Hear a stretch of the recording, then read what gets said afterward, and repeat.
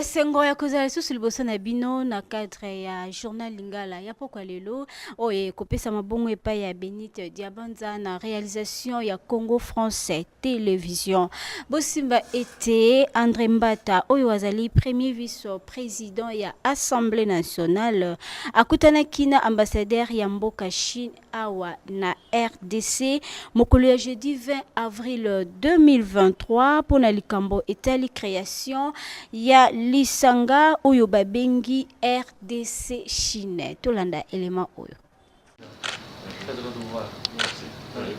Premier vice-président ya Assemblée nationale André Mbata na ambassadeur ya Chine bakutanaki pona masolo etali kotonga tope création ya lisanga oyo babengi RDC Chine po ete RDC na mboka ya Chine bakoma baninga kasi ezalaki na tongo ya jeudi 20 avril 2023 nde ambassadeur ya Chine na RDC azwaki audience ya premier vice-président ya Assemblée nationale André Mbata Betuku Meso na charge ya diplomatie parlementaire.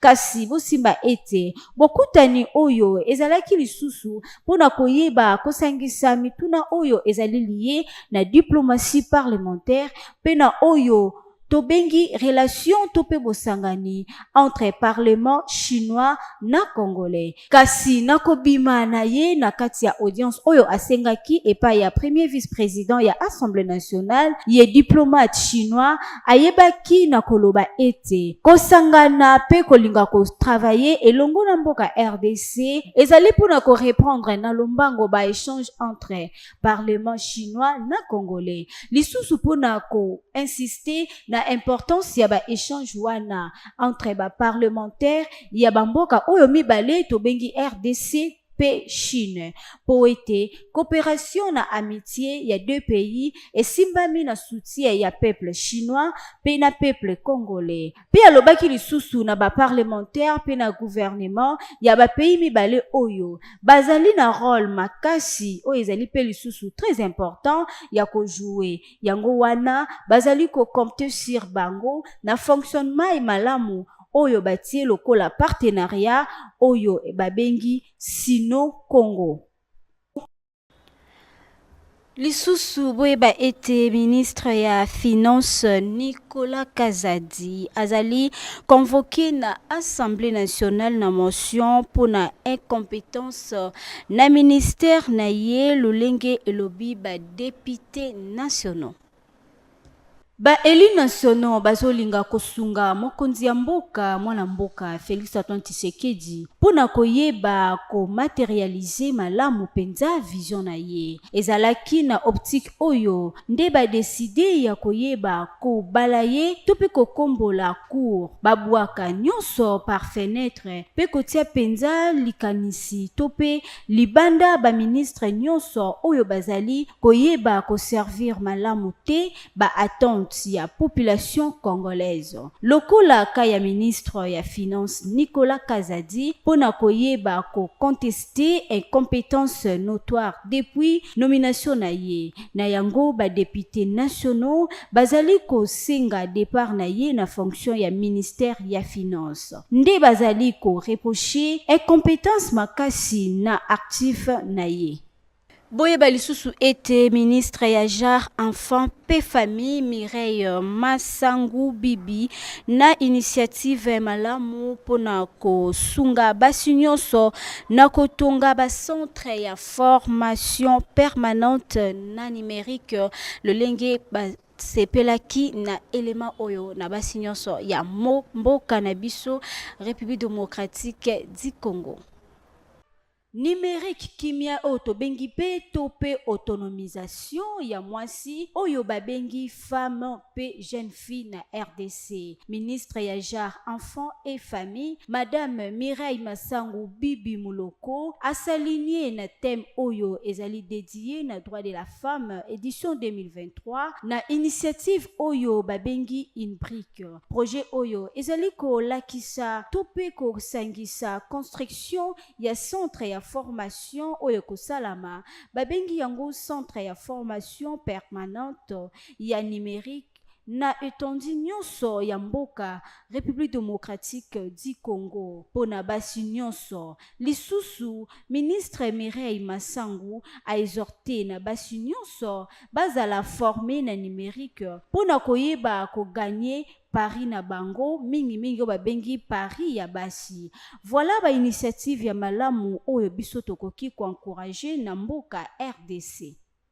Totika ngambo ya politique pona kolakisa bino lisusu na ngambo ya bayi culture bosimba eti point de presse monene esalamaki kuna na Fleuve Congo Hotel pona préparation ya concert monene oyo kozala bongo na stade de Martyrs epai ya ye moko mokambi ya orchestre oyo babengi Culture Art PIV Félix Wazekwa Tolanda.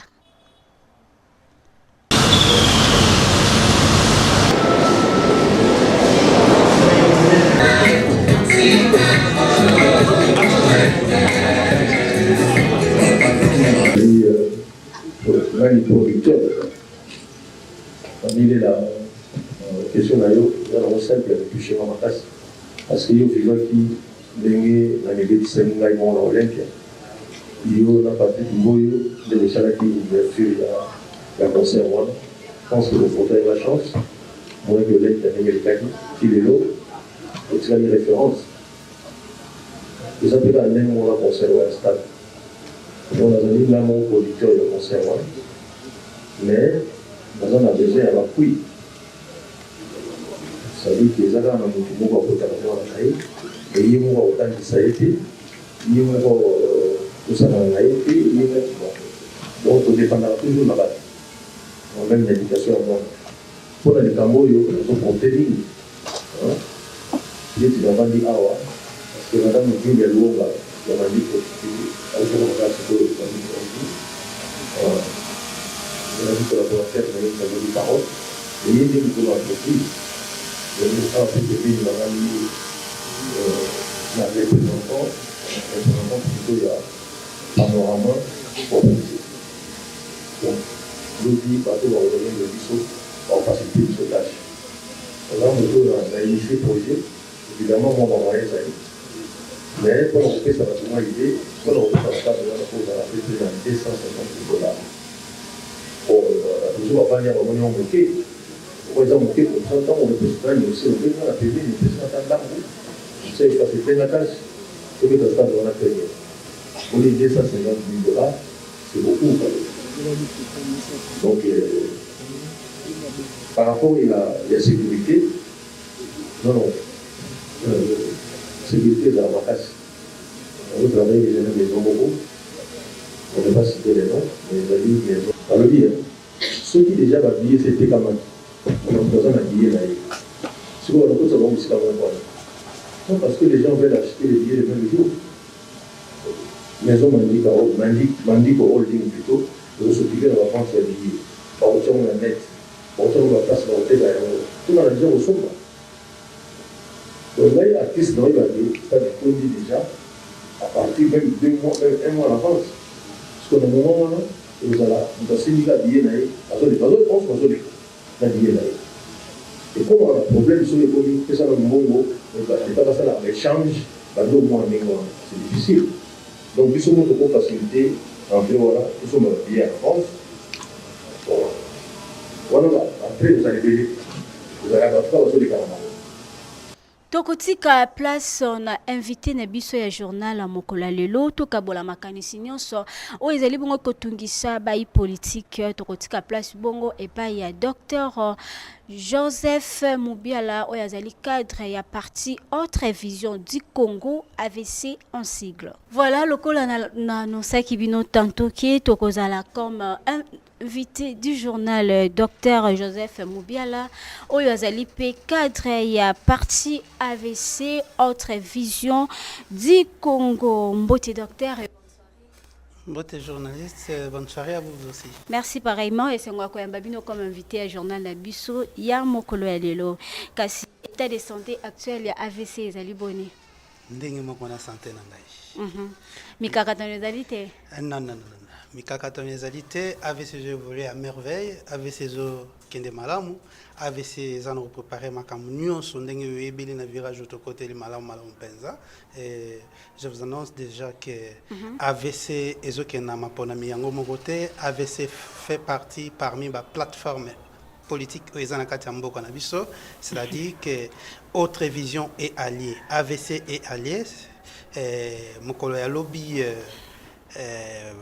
j'ai dit tozalaki na rotana pour na signature ya charte ya plateforme na biso comme AVC et allié. Merci beaucoup esengo ya koyeba bongo kasi réaction na bino AVC par rapport ya ba propos o ezalaki teni et pas ya président ya Rwanda azali vraiment kotungisa ba i congolais tongo pe pourquoi président Kagame ezalokola ndenge nini? Elobaka mokonzi ya mboka son excellence chef de l'État Fachi Beton que biso tozali na problème na ba Rwanda te. C'est la tête. OK. Hein, sa relation na biso na population wana or eza lokola biso toya mindelo bilanga place moko to bundana muto bokabelo mbundelu soit lupango moko to bundana voisin bana bazo mona pasi. Hein, c'est-à-dire ba propos ya Kagame eza ba propos discutoires et c'est comme si population rwandaise ezoyebate que président na bango akozana malade ya mutu. Hein, c'est-à-dire que ye moko ami kotisi na mai. Comment avant État indépendant, Rwanda n'existait pas. C'est pas nous qui le dit. Ce sont les documents au Isolo Bango. Et puis, réponse directe au lieu Ezalakaka, réponse État congolais via ministre de la communication Patrick Mouyaya.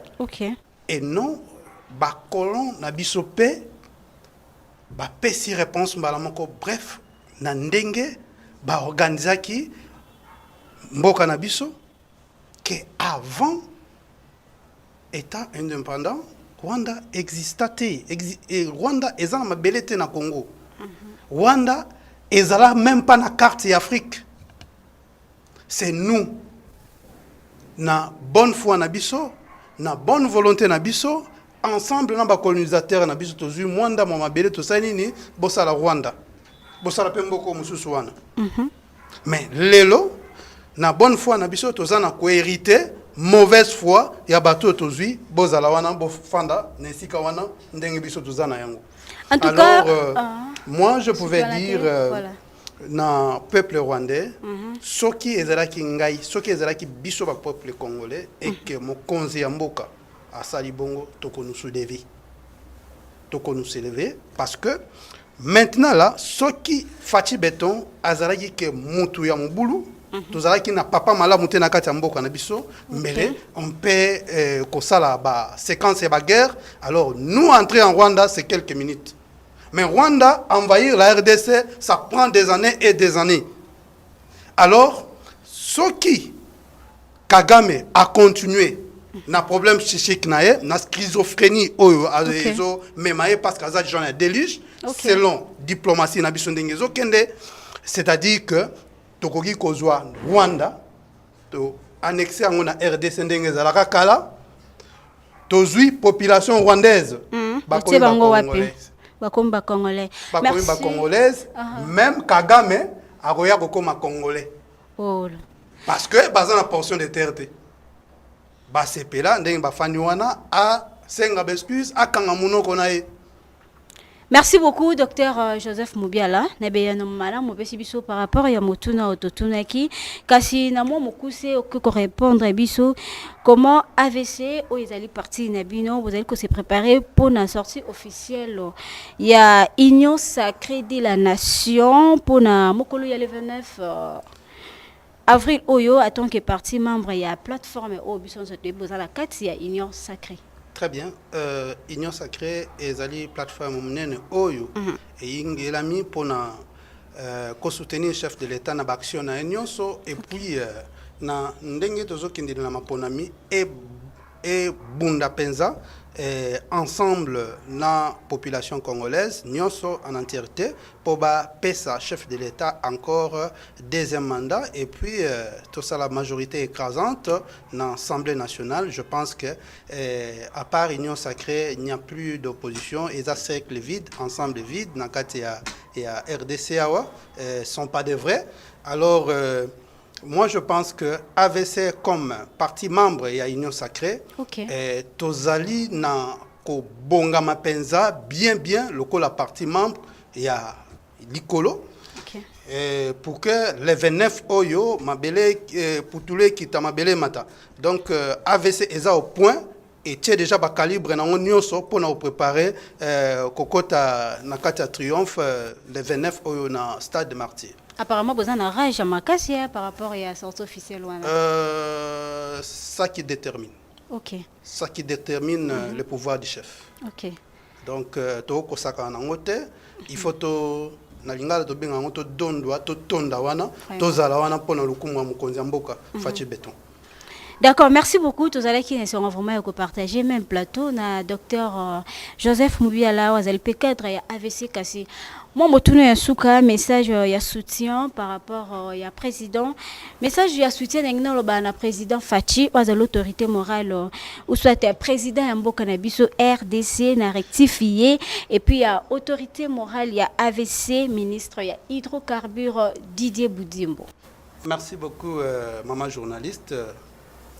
Toza d'abord ba congolais, tolingi congolais lokola biso lokola chef de l'État o nzamba pesi biso ezali déjà libonza munene o nzamba tumbeli biso apesi biso mokonza mboka comme président Félix Antoine Tshisekedi béton.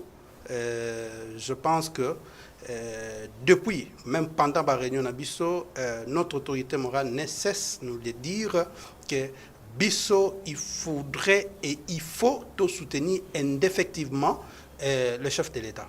Na bamakambu nyonso zoleka na gouvernement tozo soutenir ye to PCP merci na pesa sous confiance l'autorité morale na biso son excellence maître Didier Boudimbo to pesi merci na ndenge estime ya confiance ezali na kati ya parti politique na biso comme des bons travailleurs de ce pays. Donc voilà na chef de l'État merci mingi toza simanayo kobangelo côté. Il n'y a plus rien. Tous les Congolais, en général, basent sur Manayo. Et deuxième mandat, ils assurent, tout travail bien, tout fait ça dans les Congolais au base là. Les Congolais au bas comprendre, tu vas comprendre biso na mikolezoya. Ok. Donc voilà, na autorité morale nangai, na PCMbote, na tous les mandats, malamu na gouvernement oyo, asala kandenge to yokanaki, asala kandenge asalaka pour que la population congolaise nyonso pas en simanaye ba soutenir ndenge ba mesana ko soutenir. Donc une fois asala ndenge boyokanya quitté, quelle sera la réaction? Non. Celui-là c'est quelqu'un de droit. Peut-être bisonne to sala bon to sala ndenge moko na été. OK. Yende ko sala pour que population nyonso base la simanaye, population nyonso va comprendre que ils étaient venus avec le président de la République pour accompagner les actions et à ramener la RDC dans positionnement moko oyo il faut ezala. Donc voilà, na PCA merci, nandenga renouer confiance encore panangai comme étant secrétaire national en charge de fédération. Fonction il y a implantation, il y a parti politique, sensation partout. Autre vision du Congo, AVC en sigle. Voilà, c'est moi qui chapeaute. En tout cas, c'est là ma sœur je suis en face d'un homme doué dans AVC. Félicitations à vous. Nous sommes les moteurs de l'AVC. C'est l'exécutif national. Je fais partie.